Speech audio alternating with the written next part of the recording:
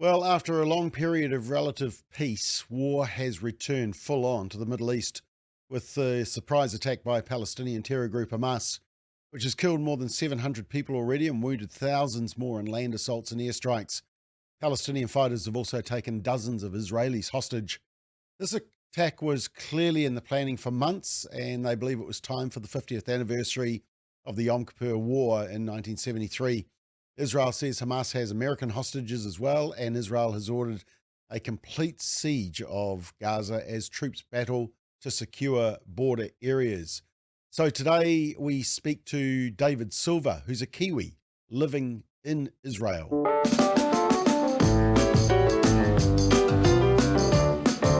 Well, joining me live from Haifa in Israel is a good friend, David Silver from Out of Zion Ministries. David, it's lovely to catch up with you, but not under these circumstances. Can you just give us, especially for Kiwis who feel slightly removed from all of this, just what's it like for the people of Israel at the moment? It's unbelievable, Bob. I don't think I can explain it. We've been watching television, and even what we're getting on local television is being censored because what has been happening to some of our people is so terrible and horrific. They won't show it here, but of course Hamas has been filming what they've been doing, and they've been releasing their video footage on social media. So it is getting back to people here, but it's nothing short of a butcherous massacre, Bob. And more than 800 Israelis are dead. It's probably higher than that. There's 2,500 in hospitals. The hospitals are really overwhelmed. And 300,000 of our reserve soldiers have been called up, including our two sons, to back up the full-time army. I don't know. I really don't know where this is going to end. It's unprecedented, Bob, and it's actually I haven't heard anybody say it out there in the secular media, but it's really what's going on here is nothing else except a crime against humanity. So this was timed for the, what was it, 50th celebration of Yom Kippur, is that right? A holiday weekend? Well, it actually was. It was the next morning, but it started at 6:30 on Saturday, which of course is the Sabbath, but it was the 8th day of the Feast of Tabernacles, which is called Simchat Torah, which translates as the joy of the Torah, and it was supposed to be for the religious people, of course, a very, very special day. It's the end of the Torah reading cycle for the year, and they roll the scroll up and start again. So they're very happy about that, of course. And for the non-religious people, it was a Saturday, it was a public holiday, time to maybe go to picnics and parks and celebrate with their friends, but it didn't, it turned out far from that, Bob. So how far are you from the action? Probably 150 Ks, something like that. I think we're about 80 kilometers from Tel Aviv, and it's probably another 50, 60, 70 kilometers. So yeah, somewhere about 150, 160 Ks. And so is the battle fairly localized, or is it right across Israel that people are feeling that at any time they could come under attack, because rockets can travel a long way? Well, the rockets coming out of Gaza, they reach all around that area, of course. There's a lot of Israeli small communities on the Israel side of the border. So they were all actually invaded on foot by terrorists who got through the fence on Saturday morning. They just butchered the people in their homes while they were still sleeping, kids, grandparents. I'm watching the grief on some of these people who have lost all of them. Some people have lost 9 family members. It's unbelievable. And at the same time, they started firing their rockets. Well, their rockets, there was 20 landed in Jerusalem this afternoon, so they can reach Jerusalem. They can reach right down to the top of the Negev desert, Beersheba, which is a large city, and as far as maybe Herzliya, which is, 10 or 15 kilometers north of Tel Aviv.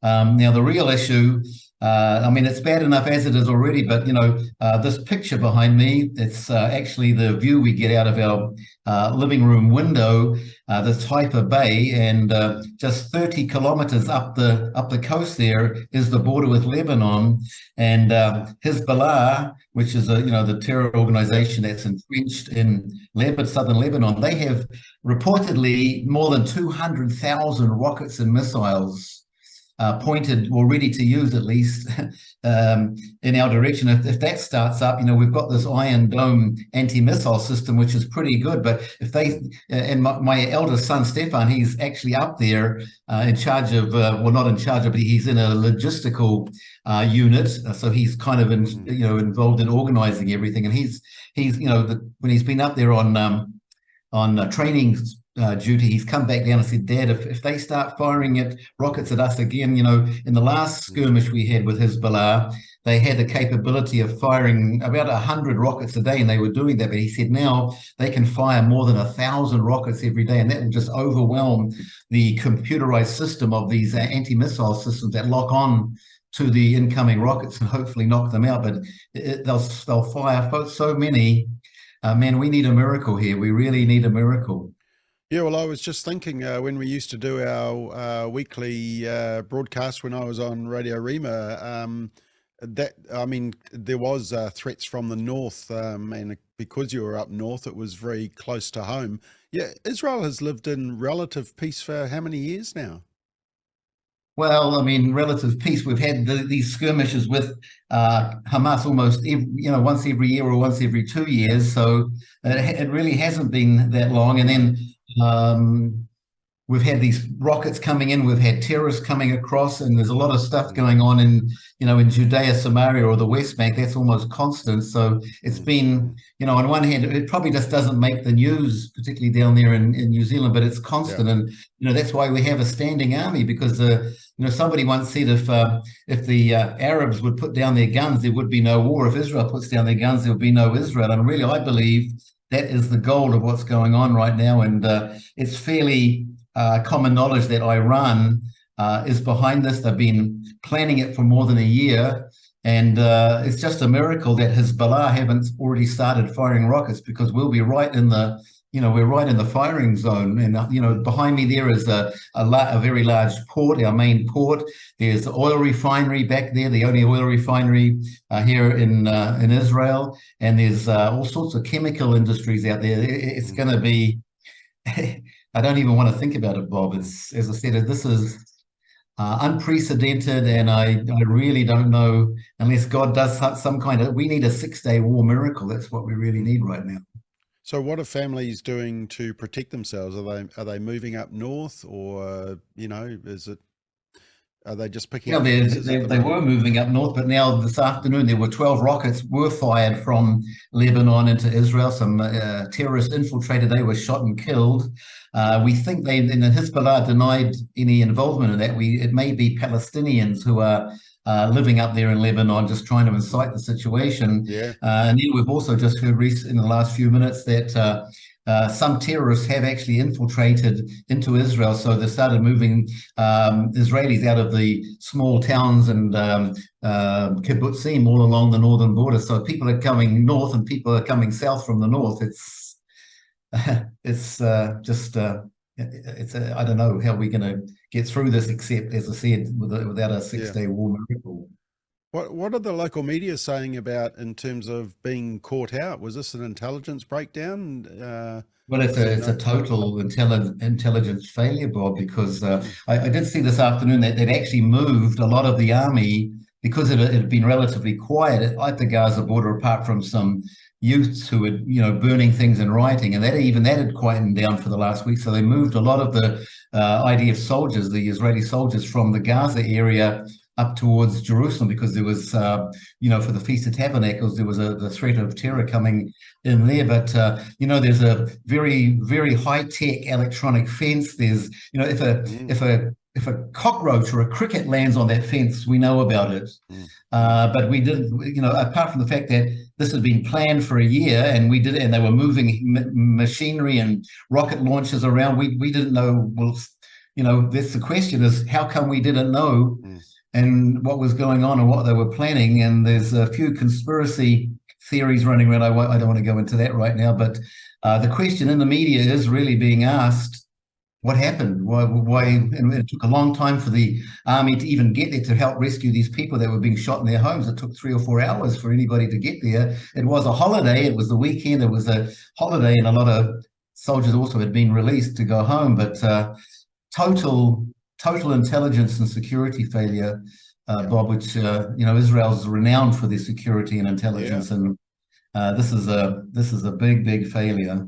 And do you think the people of Israel have felt the support of the international community? Does it feel like the world is horrified at this?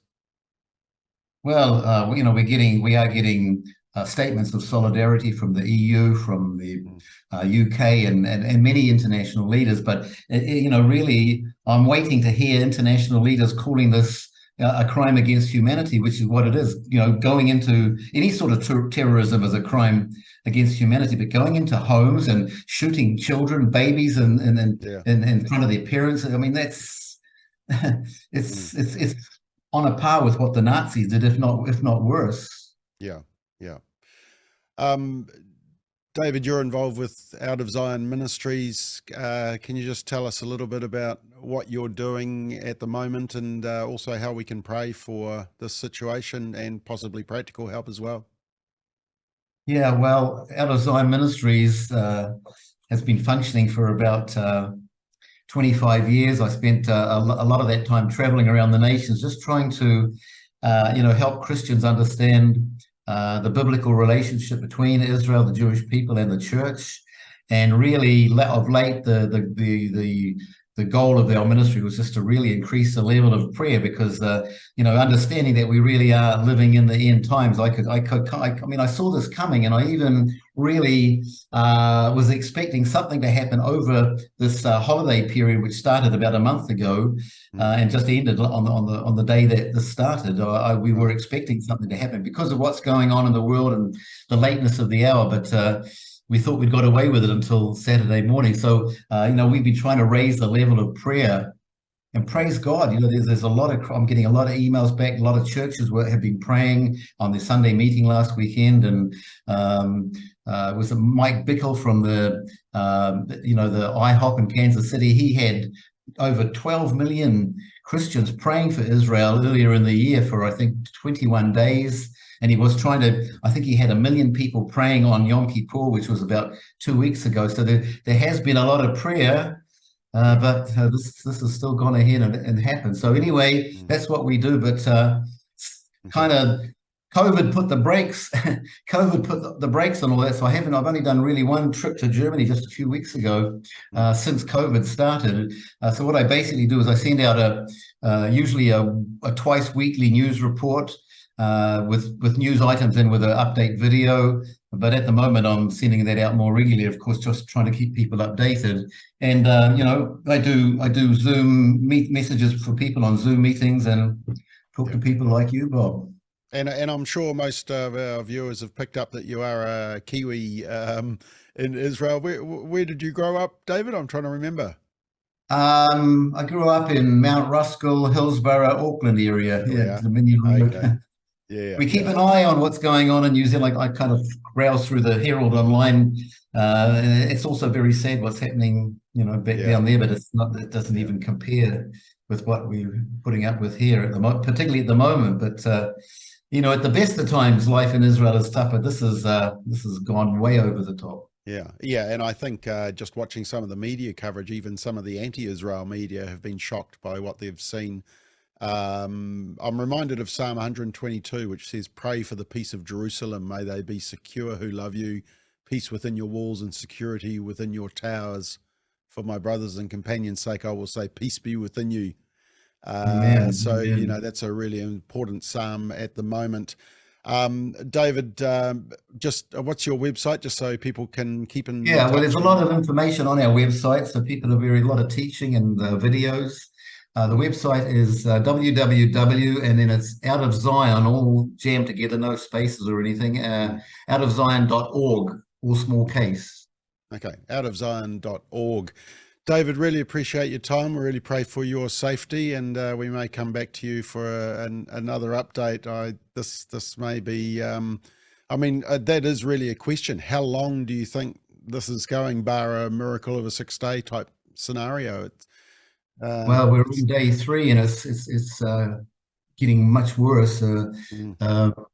lot of aeroplanes flying over above us. There's an Air Force base out of, we're just around to the away from the water is the entrance to the Valley of Armageddon. So we really are in a strategic place, and there's a big Air Force base there. And there's been, I think, over 1,500 sorties since the thing began, and they've been flying all day. There's 20 rockets just landed in Jerusalem earlier. The thing is really just still building up, and we're just really praying. I think the most important thing to pray right now is that Hezbollah does not get involved in this, because that will it'll really lift the lid off the situation.